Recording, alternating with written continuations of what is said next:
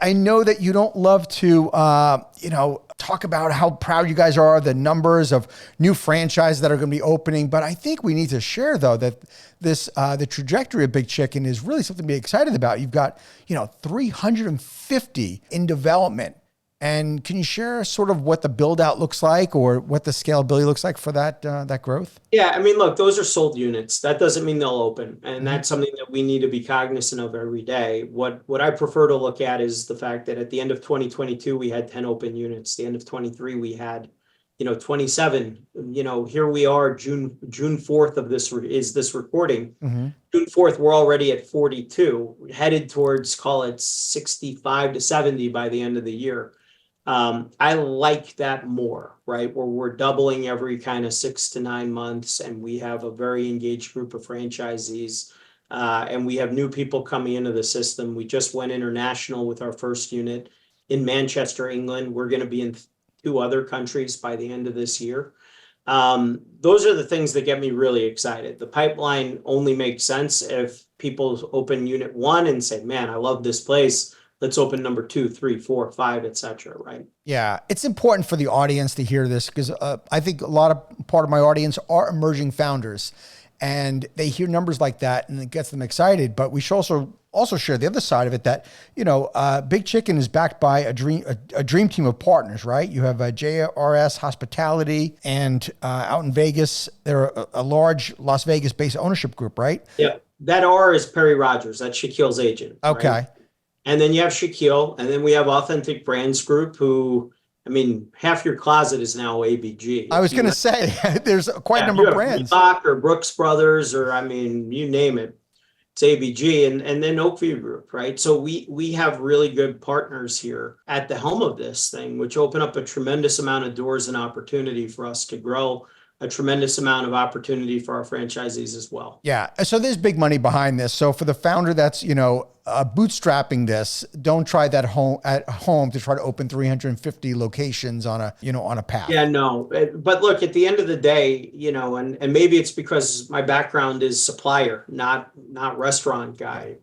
I probably had an ethos here that was different than most, right? And if you're looking to expand your system quickly, you actually have to start from a different place than most people start, because most people are going to start with their vision, and they're going to figure out the food that they like, or the gym equipment that they like, or the class, or whatever.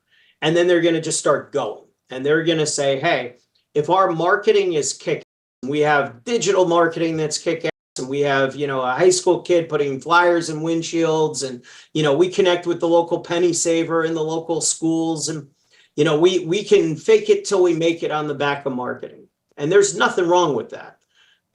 Knowing that because of Shaquille, I was going to have 99 problems no one else has, and 99 things done for me that no one else gets. We started from a less sexy place. Our supply chain is currently built like we were a 20-year-old chain. My franchisees would tell you the marketing is where we actually need to progress, right? Because for a while we were like, we've got Shaq and we've got sandwiches, like we're good, right? We started with supply chain and tech stack first. So on supply chain, we have a national broadline agreement. We partner directly with the manufacturers because they buy into the growth that we have and the fact that we're honoring our commitments to them. The number of emerging franchisors I've talked to that say, oh yeah, like my restaurant managers at my franchise locations, they have to go to Restaurant Depot like 4 days a week because we don't really have these things figured out yet. And it's, man, then how do you have stabilized food cost? Right. You have stabilized the labor cost, right? We started with food cost and labor cost and said, all right, like, let's build the model the right way first. We started with the least sexy areas of the business.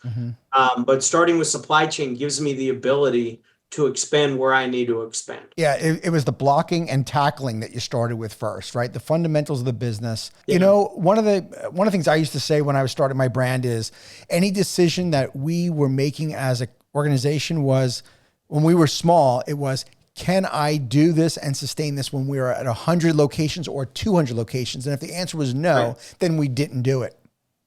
Yeah, we're probably a little different. We have it identified. Hey, what works for us at 2 won't work at 20. What works at 20 won't work at 200. Let's just be honest with ourselves as to what those things are going to be. Right. Yeah. Even when it comes to people, right? There are some people that once something hits 50 or 100 units, they lose their passion because they would identify themselves as builders.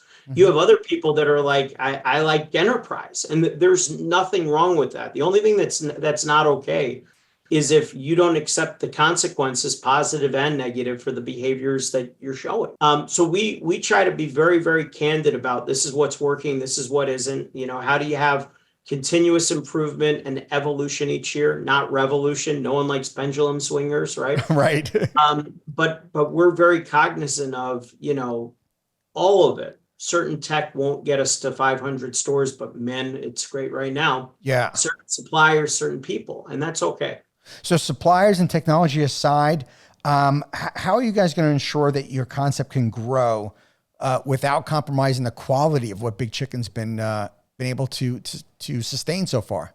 Yeah, this is where, again, it all starts with supply chain, right? I Mhm. mean, our culinary team is great. They work directly hand in hand with our chicken suppliers. They go into the test kitchen of our chicken suppliers. We work hand in hand with our breading company. In fact, our breading company is flying out to us in the next couple of weeks. We work hand in hand with PepsiCo, hand in hand with Cisco, right? And that allows us to grow because we're all communicating together. We're not two frat bros started a chicken joint in the test kitchen of the local Cisco Opco, right? Right.